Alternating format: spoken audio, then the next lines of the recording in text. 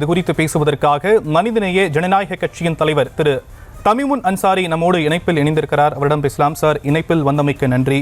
நாடாளுமன்றத்தில் வக்ஃப் வாரிய சட்ட திருத்த மசோதா நிறைவேற்றப்பட்டிருக்கு. இதை பாமக புறக்கணித்திருக்கு. அன்புமணி ராமதாஸ் புறக்கணிச்சிருக்கிறார். ஏன் என்ற கேள்வி பல்வேறு தரப்பிலும் முன்வைக்கப்படக்கூடிய நிலையில் இஸ்லாமிய ஆதரவு தமிழகத்தில் என கூறிவிட்டு நாடாளுமன்றத்தில் புறக்கணித்திருக்கிறாரு. இதை நீங்க எப்படி பாக்குறீங்க? பாட்டாளி மக்கள் கட்சியின் மீது எங்களுக்கு எப்போதுமே மரியாதை உண்டு. ஏனென்றால் சமூக நீதி கோட்பாட்டிலும் முஸ்லிம்களுக்கு இடஒதுக்கீட்டை கொடுக்க வேண்டும் என்ற நிலைப்பாட்டிலும் அவர்கள் கடந்த காலத்தில் உறுதியிருக்கிறார்கள். ஆனால் சமீப வருடங்களாக அவர்களுடைய கொள்கை நிலைப்பாட்டிலே பல தடுமாற்றங்கள் இருப்பதை தமிழ்நாட்டு மக்கள் கண்டு வருகிறார்கள்.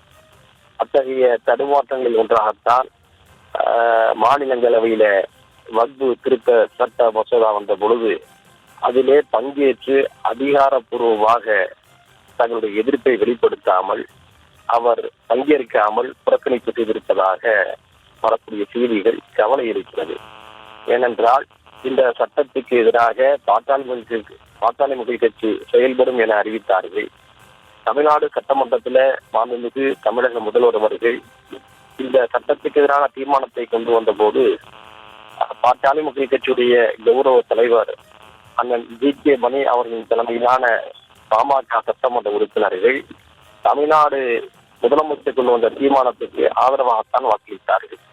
இந்த நிலையில் மாநிலங்களவையில் அக்கட்சியுடைய தலைவர் திரு அன்புமணி அவர்கள் பங்கேற்று தன்னுடைய எதிர்ப்பை தெரிவிக்காமல் புறக்கணித்தது ஏற்றுக்கொள்ள முடியாதது, கண்டிக்கத்தக்கது என்றுதான் நான் சொல்வேன்.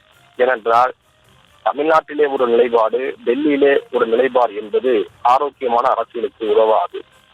அது மட்டுமின்றி பாட்டாளி மக்கள் கட்சி ஒரு சமூக நீதி கோட்பாடுகளிலே தெளிவான கட்சி என்ற நிலைப்பாட்டை அவர்களே தங்களுடைய நடவடிக்கைகளால் தகர்த்து வருகிறார்கள். சித்திரை பௌர்ணமி விழாவுக்காக அவர் பணியில் இருந்தார் என்று சொல்வதெல்லாம் ஏற்க முடியாது. ஏனென்றால் அந்த திருவிழா இன்றோ நாளையோ நாளை மறுநாளோ நடைபெறுவதாக இருந்திருந்தால் அவருடைய இருந்தாலும் கூட தமிழகத்துல கொண்டு வந்த தீர்மானத்துக்கு பாமக தரப்பு எம்எல்ஏக்கள் ஆதரவாக வாக்களித்திருக்கிறாங்க. ஆனா நாடாளுமன்றத்துல புறக்கணிப்பு செஞ்சிருக்கக்கூடிய நிலையில பாமக இரட்டை நிலைப்பாடு கொண்டிருக்கு அப்படிங்கிற ஒரு பார்வை வைத்திருக்கிறாங்க. உங்களுடைய கருத்து சார்? என்னுடைய கருத்து அதான் நான் சுட்டி காட்டினேங்க. தமிழ்நாட்டுக்கு ஒரு நிலைப்பாடு, டெல்லிக்கு ஒரு நிலைப்பாடு என்று இரட்டை நிலைப்பாடு எடுப்பது ஆரோக்கியமான அரசியலுக்கு உதவாது.